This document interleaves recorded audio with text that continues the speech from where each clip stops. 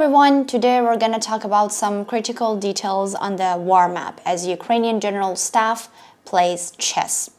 So, the fate of a war is written by an army's will to fight.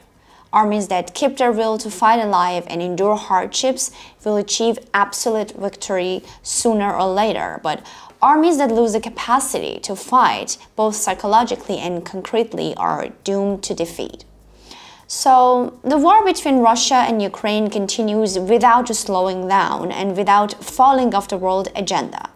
After overcoming the initial shock of the large-scale invasion, which was launched by Russia, the Ukrainian army has continued its struggle day by day and liberated many occupied regions from Russian occupation.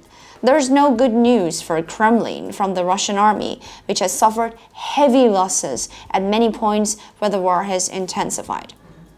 Well, the offensive activities of the Russian army have almost stopped.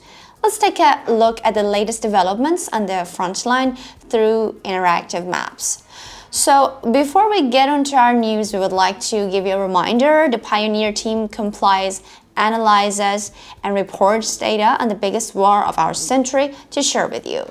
We need your support in order to continue this labor-intensive endeavor. You can provide this support by using the Super Thanks button below the video. So, let's go into the details of the war. The focus of the war between Russia and Ukraine has shifted back to the Donetsk region in recent days. So the city of Bakhmut, which we see on the map, is the scene of fierce clashes.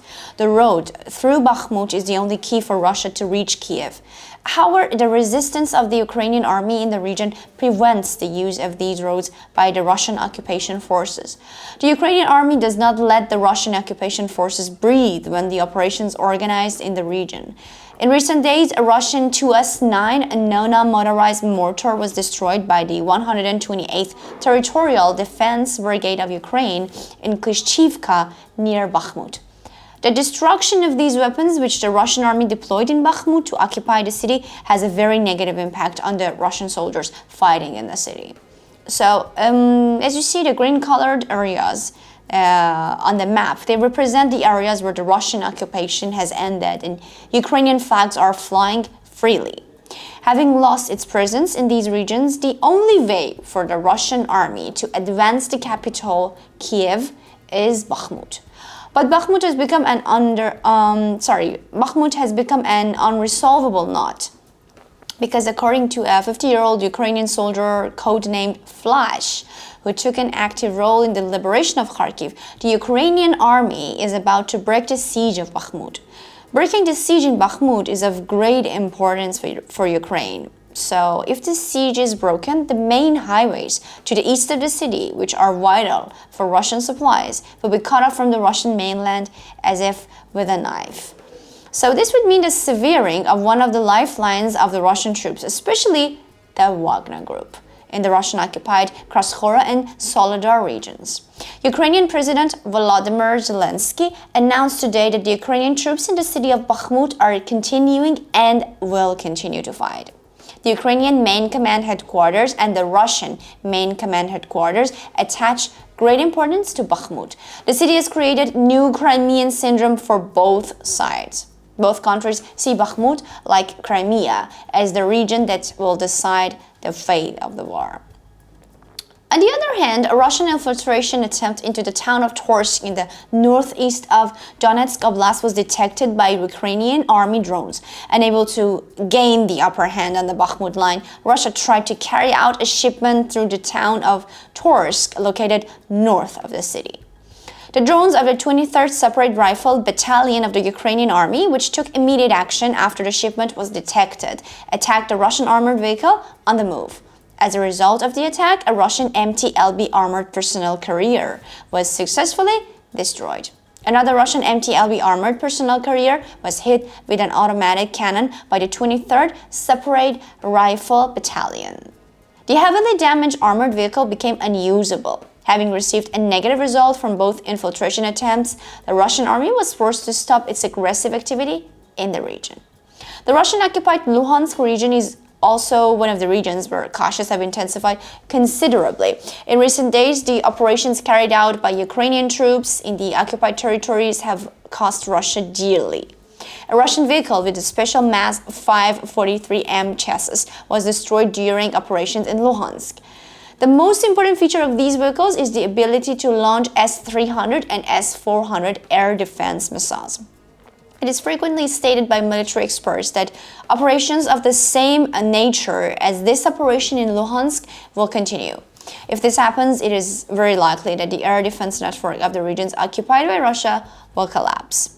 It is not only special equipment that was destroyed in Luhansk. The Russian army, whose heavy losses are increasing, continues to send its dwindling tank inventory to the region. The Ukrainian army, on the other hand, welcomes these tanks very hospitably. The tanks that were on their way from the Luhansk region to Bakhmut, where the clashes were raging, faced a sudden raid by the Ukrainian army. A Russian T-80BV tank was destroyed as a result of ATGM fire by Ukrainian troops. As a result of the explosions caused by the destruction of the tank, another tank in the convoy was heavily damaged. Realizing that the Ukrainian troops would not allow the tanks to pass, Russian troops were forced to stop the advance and retreat. The Russian army, whose situation in Bakhmut is just getting more and more difficult, was thus deprived of an important support. While the Russian army is suffering one heavy blow after another on the front lines, statements from Ukrainian officials are raising hope and determination to fight among the Ukrainian people and army. These statements, which become more meaningful with the losses of the Russian army in the regions where the war is fierce, are welcomed with great joy in Kiev, the capital of Ukraine. Ukrainian Defense Minister Reznikov made a striking statement in recent days and gave important information about the course of the war. Here's what he said. "I think this war will end soon. I personally believe that this year is a year of victory. The support of the allied countries, combined with the determination of our people and our army to fight clearly, shows us that victory is very close." Another blow to Russia, which has become quite isolated diplomatically, came from China, which is touted as its ally at every opportunity.